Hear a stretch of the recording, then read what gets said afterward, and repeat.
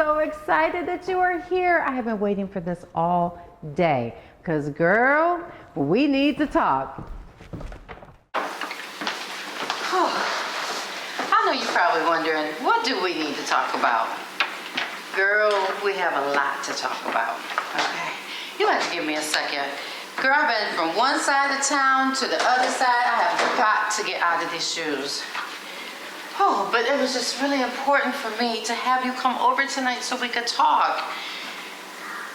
I want to talk about something that may be a little uncomfortable for you, but let me just start by saying that 1 in 4 women experience domestic violence in their lifetime. And guess what, sweetie? I was one of those women. Every 9 seconds, a woman is being abused by her husband or partner. Yes, I was one of those women too. And every day, 3+ women a day die from domestic violence. I could have been one of those women, but thank God. And I don't want you to be one of those women. So that's why I wanted you to come and spend some time with me tonight. I'm not here to judge. Girl, I'm not even here to tell you what to do, because I'm sure you have everybody in your ear trying to tell you what you need to do. And I already know what they're saying. Girl, you need to leave him. Girl, why are you staying? They don't understand. But guess what? I do. I completely understand what you're talking about. To put these slippers on. Go ahead. Oh. My whole point and goal of this conversation is to just let you know that it's not your fault. None of this that you are going through is your fault. I know you may feel like it is, but I need you not to be ashamed. I need you not to feel embarrassed by this. I need you to know that it's, no matter what they're telling you, I know because I've heard it all. Oh, I hit you because I love you. I hit you because you drive me crazy. You shouldn't do what you do. And guess what? Even if they're not hitting you yet, I need you to know that domestic violence is way more than a black eye. Domestic violence is emotional abuse. Domestic violence is mental abuse. Domestic violence is sexual abuse. And this is one a lot of people don't even know about. It's financial abuse. And I experienced all of those. All of those except for sexual abuse. I'm very honest. I'm very real with my story. So let's talk about, who are we dealing with? Who are we dealing with here? I'm going to tell you who we're dealing with. We're dealing with somebody that, sweetheart, you cannot fix. You can't fix him. You cannot change him. This person needs more help than you can give him or her, okay? There's nothing that you can do to change them. Don't do what I did. Don't do what I did. Don't ignore the signs. Because, sweetie, I ignored the signs. I ignored the signs. I should have paid attention to the signs. The first time he called me a bitch, that was the first sign. I should have been gone. I should never, ever have allowed that. But let me tell you, baby girl, I know it's so easy to fall for a narcissist. They are so smooth and they are so controlling and it's so charming. I mean, I thought I found my knight in shining armor. I thought that we were going to live happily ever after, but it didn't quite turn out that way. The way that they come at you, they come off as this amazing person, you're so happy, and then out of left field, boom. It's like Dr. Jekyll and Mr. Hyde. It's a constant state of WTF. What the, yes, I know, girl, been there a lot. Let me ask you something. I need to ask you, and I need you don't have to answer this right now, but are you afraid of your partner? Do you avoid certain topics just to avoid blow-ups? Are you emotionally numb? Do you feel helpless? Or I got this, how about this one? Do you feel like you're crazy? Because that's what they tell you all the time. You crazy, it's all your fault. Do you ever feel like this? There's something that happens when you are dating a narcissist, and that's exactly what they are, a narcissist. they have this ability, and it's very dangerous. They have this ability to chip away at your self-esteem. They have this ability to make you think that it's all your fault, that they wouldn't be the way they are if it wasn't because of how you act. And girl, let me tell you, those are all lies. Lies, lies, lies. Do not fall for it, okay? Because I fell for it. My self-esteem was annihilated. He annihilated my self-esteem. I was alive, but I wasn't living. I had to walk on eggshells all through the house when I would come home from work. I had to sit and keep my mouth shut sometimes because I was scared of an argument starting. I had to watch the kids. I had to put on this happy, smiling face when I was falling apart inside. All while I forgot about my happiness. I forgot all about me because I was so worried about keeping him happy. You feel like that sometimes? Is that you? Because, sweetie, that was me for years. I was in denial. Denial, denial, denial. Even with black eyes looking right back at me, I still never thought that I was a victim of domestic violence.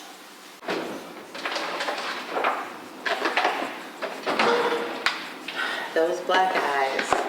I lived that life for a very long time.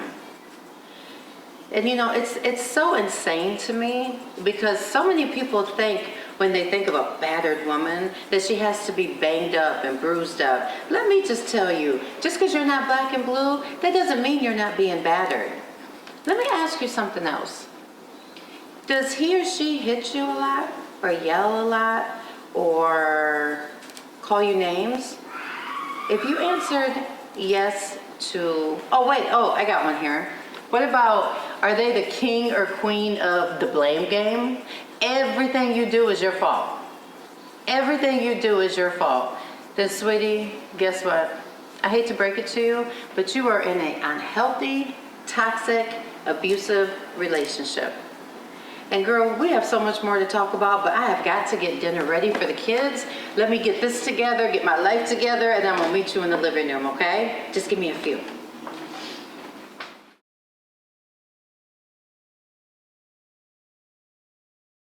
Okay, and I'm back, and the kids are together. They're good. So now it's just me and you. Let's have some more girl time. As I was sitting back there getting my life together, it made me think about there's nothing worse than trying to be a rib to the wrong man. I love this man more than I loved myself. You know, sometimes arguing with a narcissist is like getting arrested. Everything you say will be used against you. And I can't tell you how many times I felt like I was in prison. I felt like I was in a prison, but I actually had a key to the door, and I didn't use it. And I had every opportunity to walk out, but I couldn't. I mean, I could, but I couldn't. I didn't think I could.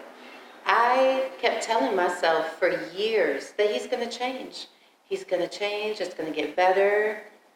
And honestly, you know what? I truly believe that there was times that he did try to change, but he would always revert back. Always go back to that same person. He's my abuser. That's all. At the end of the day, he was not going to change. It seemed like the harder I loved him, the more he abused me. It's so hard to imagine. It's really hard for a lot of people to understand how can we love someone that hurts us so much? How, you know, actually, it wasn't all bad times, you know. In the good moments, I mean, looking back now, there was way more bad moments than there was good moments. And now I look back and I see that, you know, the bad did outweigh the good. But during those good moments, 2 beautiful children came from that. But I was still in denial. I would have done anything to keep him. And I'm sure you can relate to that. It's it's hard to explain how I could love a man that could hurt me so much. But at the end of the day, I just refuse to accept the truth. Are you ready to accept the truth? Are you ready to get the help that you need? Because no matter how much help I had at that time, I still wasn't ready to leave. And you may not be ready to leave. But don't be mad at yourself. Don't give up. Don't stop wanting to want better. I need you to understand that it takes a woman 6 to 7 times before they leave their abuser.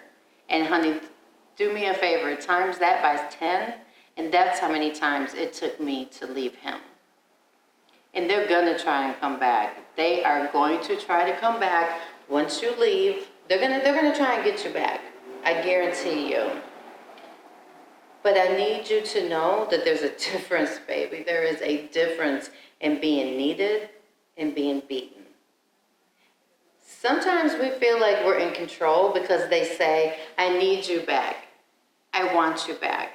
Baby, please come back. Baby, I'll never do it again. I'll never do it again. It's a lie.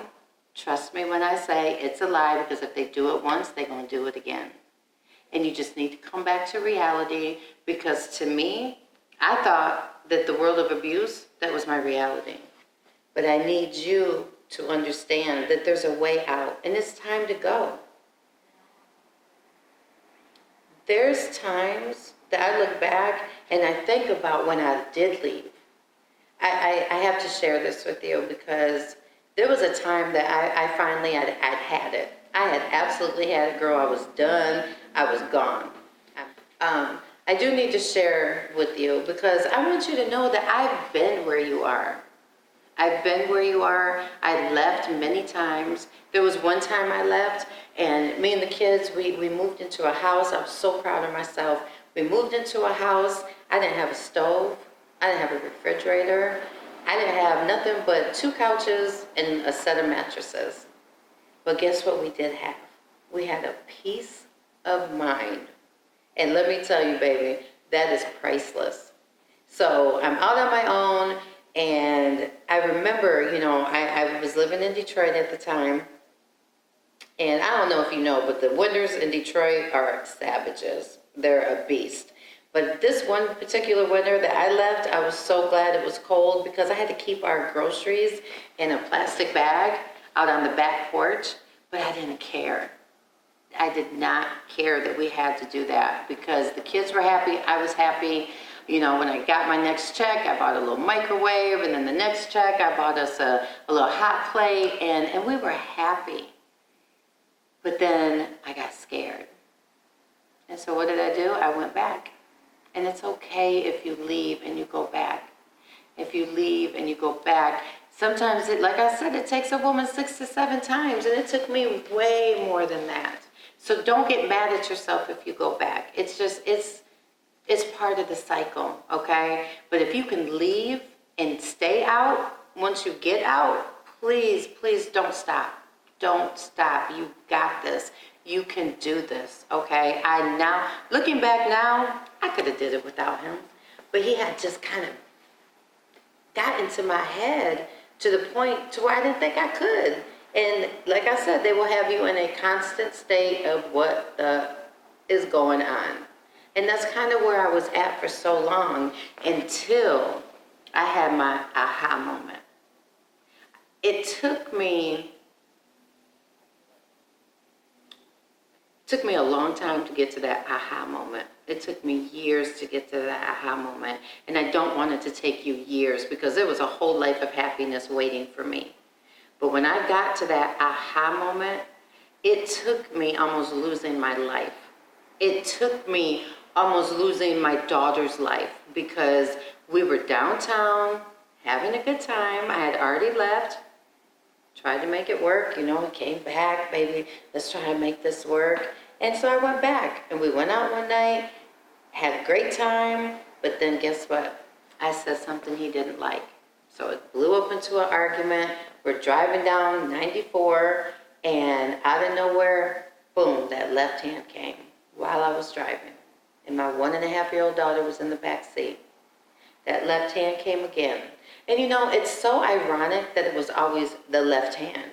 And that's the hand that he wore the ring, that he took vows to love, honor, and protect me. Love, honor, and protect me. And he was the main one hurting me.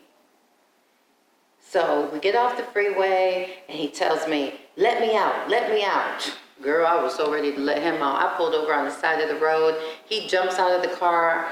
Before I could even I didn't even put the car in park. I had left the car on drive. He jumps over to the driver's side, comes around the car, opens up the door and just starts punching me, punching me, punching me. My baby is in the back seat screaming. Out of the pain of being punched, you know what hurt worse? Hearing that little girl scream in the back. And I remember telling myself, I'm done. He's never going to change. I have to get out for her. I have to get out for the kids. You need to think about these kids more than you think about yourself at this point. It's not just about you. Domestic violence affects everybody. I'm not trying to get on you. I'm not trying to make you feel bad. I'm giving you the facts, okay? So he's punching me, punching me, punching me. The baby's screaming in the back. Finally, I got him because all I kept thinking is, oh, I forgot to tell you, the craziest part of it all, he puts his foot on the gas while my foot's on the brake. Engine's about to blow. My foot's on the brake. His foot's on the gas. And all I kept thinking is if I let my foot off this brake, we're flying into traffic. And I said, nope, I'm done. So I told him, I said, please just take your foot off the gas and I'll get over. You can drive. So I get over, he flies down the street, he's punching me some more, slapping me some more, the baby's screaming, and that was my aha moment. I said, I'm not going to let her grow up and think this is okay. Because let me tell you what happens. This is what happens when you have kids involved. You're either going to raise an abuser or you're going to raise a little girl to think it's okay to be abused, and I refuse to do that. So at this point, I need you to sit back and you need to sit back and say, okay, what's more important? Living with him in misery or living without him? My North Carolina mama always says you can either live without him or you can die living with him. And girl, you have way too much potential, okay? You have so much to live for.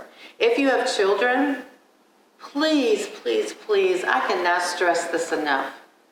Do not do what I did. Do not think you have to stay for the kids. That is the absolute worst thing that we as mothers in domestic violence relationships can do. I mean, at the end of the day, what do you think's better for the kids? To live in a toxic-free house or to live in a house full of abuse? And I promise you, they will be okay. They are going to be so much happier. You're going to be happier living in a house without abuse, just like the babies are. We have to think about them more than we think about ourselves, okay? We have to love our children more than we love this man. Okay, they can still see their daddy. Their daddy just ain't got to see you all the time. Let me tell you, I am living my best life now. My best life since I left. Did I struggle leaving? Absolutely.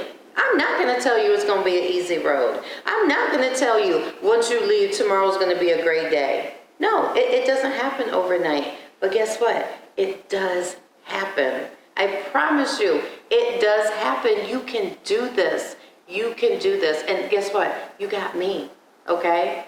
I love myself so much now that I got to know me.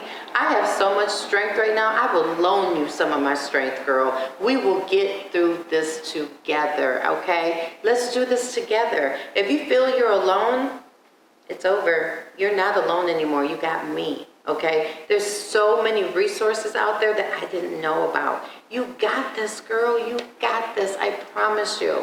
Okay, please, please just trust me. Just trust me that you can make it without him. I do suggest trying to put together a plan, okay, because there was many times I left on the whim, didn't quite work out, and I know sometimes that we don't have time to make a plan, but if you can, times are tight right now, I get it, but if you can, put a few dollars aside. Make a little fun. Put a little few dollars in here and there. Call it out. No, I'm gonna leave his sorry ass fund. I'm gonna leave his sorry ass next month. Okay, just put some money aside. Find a trusted friend that you can. If you have, unfortunately, if you have pictures of you beat up, find that trusted friend that you can send pictures to. Then delete them off your phone. Okay. Find that person that you can put clothes aside. Just start stacking stuff up at her house. Just make a plan if you can, okay? I want you to be safe about this because when you leave, that is really one of the most dangerous times. I'm not gonna lie to you. If you can get a restraining order, do it. If you feel it's gonna be too dangerous, then we will find another alternative for you. But you've got to put together a plan if you have the time. I didn't at first, but then that last time I left, I had a plan. And that's how I stayed gone. Was it tough? It absolutely was. But you can do it, I promise you. My life now is so amazing. And I'm not bragging. I'm not trying to make you feel bad. I just want you to know that you can have this life too. You can be free, honey. You can do you, boo. That's what it's all about. It's about doing you. And I can't wait to tell you more about how awesome life is after abuse. But it's been a long day. So let me get myself together, get ready for bed. But please don't go away because, girl, we got a little bit more to talk about.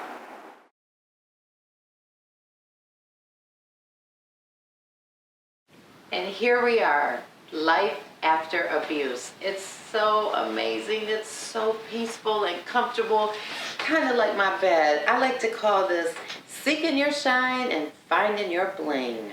Hey, Mom. Hey. Hey, Auntie. Hey, what are y'all doing? I just want to say good night. Oh, aren't you girls sweet? Good night. Oh, so get out of here. Back in your room. Anybody want to be in here anyway? Right. Was it going to be in here? Not only is life after abuse so amazing for us, but it's amazing for the kids too. Did you see how happy this little girl was? Oh my God, that is the end goal. But if you do not conquer what you don't want to confront, you're going to destroy your future. You're going to carry all that baggage into your future, and we don't want that. So you have to go through the ABCs of healing. And going through those ABCs of healing, let me be honest with you, it's like unfamiliar territory. I kind of like to use the analogy as a new pair of shoes. Ladies, you know what I'm talking about. You get them bad shoes, you know, them 4 or 5 inch pumps, and you walking in them. But what happens? They kind of start hurting your feet. But are we gonna throw them shoes out? Girl, bye. You know we ain't gonna throw them shoes out. What are we gonna do? We're gonna break them shoes in and we're gonna keep walking in them. And that's exactly what unfamiliar territory is like when you leave an abusive relationship.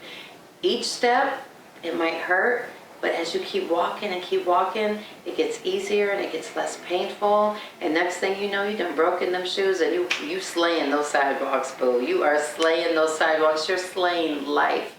But you have to go through the ABCs of healing. Now, I'm gonna be honest with you. I'm not at Z yet, but I thank God I'm not back at A. I'm getting one step closer to Z every single day. I refer to domestic violence as a code blue situation. When do you hear code blue? In the hospital. It's a heart condition. Code blue, code blue. Somebody can't breathe. And that's what domestic violence does. It takes your breath away. And you can be resuscitated back to life. And God resuscitated me. And you know what he used? He used my journal and he used my Bible.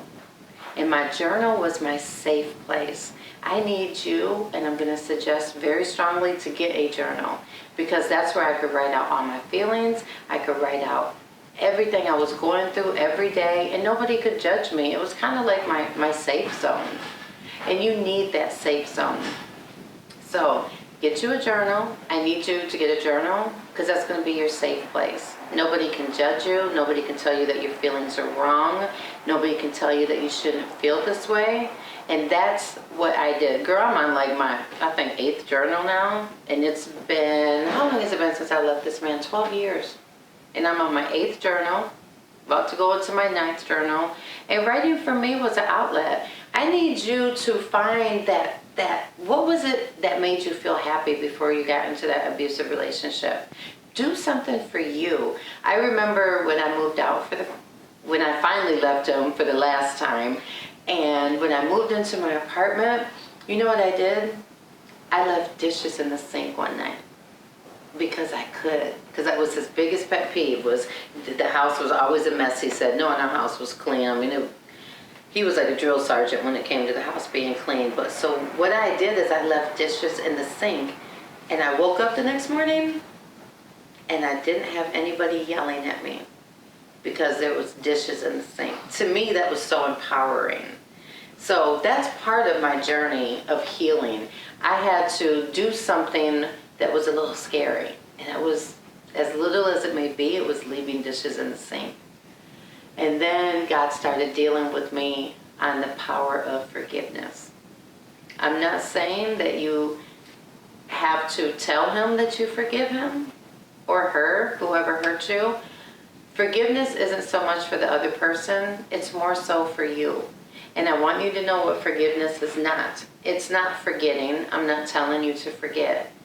But we're so quick to tell somebody, girl, you need to do this or you need to do that. But when it comes to checking ourselves, that can be a little tough. But we need to forgive ourselves. We need to forgive ourselves. I had to forgive myself for staying so long.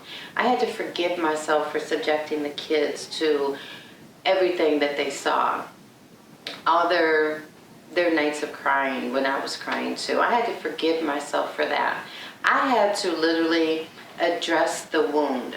Okay, I couldn't just put a Band-Aid on it and keep it moving. No, you have to address the wound. Dealing with domestic violence, getting over domestic violence, it's a healing process. Please, please, please don't try to bypass the process for the progress. You have to go through the process. The process, you're going to learn so much during this process. The process may not be easy all the time, but it's worth it. It is absolutely worth it, and you can do it. You can do it. The journey of healing, I learned so much about me. This is where I found the real Jennifer Blue. I found I was a blonde bombshell. I love me. I found that I love life. I am the life of the party now. I'm a social butterfly. I am doing things now that I never dreamt that I could do. And so can you. You just have to first take that chance and make that choice to make the change. At the end of the day, that's what it's all about. And if I wouldn't have done that, I wouldn't be where I'm at right now. And because I took my pain and I made it into power, and I decided, I said, you know what? He controlled my past. He's not controlling my future. I could have let what I've been through make me bitter, but instead, I let it make me better. And that's exactly what I want you to do. So please, I need you to, I know I've given you a lot of information tonight, and I don't want to throw too much at you because it's a lot to take in. But you got this, girl. You can do this. We are going to do this together, okay? I am at a point in my life now where I'm the CEO of my own company, the Jennifer Blue Project. We advocate, we entertain, all for domestic violence awareness, all for women's empowerment. And I want to come to a city where you're at. And I want to have let's have a girls' night. Let's have a girls' day. Let's talk. And that's something that we don't do a lot. That's something, for some reason, we just choose to keep everything inside. We don't want other women to know what we're going through. But girl, we need to have each other's back. And I got your back. And I want to help you. And the more that we share our story, the more we're going to help other women. So let's do this together. Let's have a girls' day. You know, call me, email me, inbox me. You can find me everywhere. You can find me on social media. You can find me on Facebook, Jennifer Blue. You can find me on Facebook at the Jennifer Blue Project. You can find me on Instagram, The Real Jennifer Blue. I'm on Twitter. All of this is Jennifer Blue. Actually, Twitter I think is Jennifer Blue X. But email me at bluejllc@gmail.com and let's get together, because we have so much more that we need to talk about. And girl, I'm not done talking, but It has been a long, long day. I have got to get this face off, get this hair up, and get ready to conquer tomorrow because guess what? Life is great. Life is fabulous after abuse. And I'm so, so busy right now. I never thought I'd be where I'm at right now. But I had to go through the journey of healing. I had to conquer that unfamiliar territory, just like you're going to do it. And we're going to do it together. And I look forward to talking to you soon. Good night. I'm back because I totally forgot to tell you something. I want you to know and to always remember that you do not have to look like what you've been through. You are looking at a testimony right here, and let me just tell you guys, my testimony goes way beyond domestic violence, okay? You're looking at a woman that has been through several suicide attempts, that has survived drug abuse, that has survived, as you know, domestic violence. And so at the end of the day, I just want you to know, if God did it for me, sweetie, he can do it for you too. And you got this. So I just had to remind you that you don't have to look like what you've been through.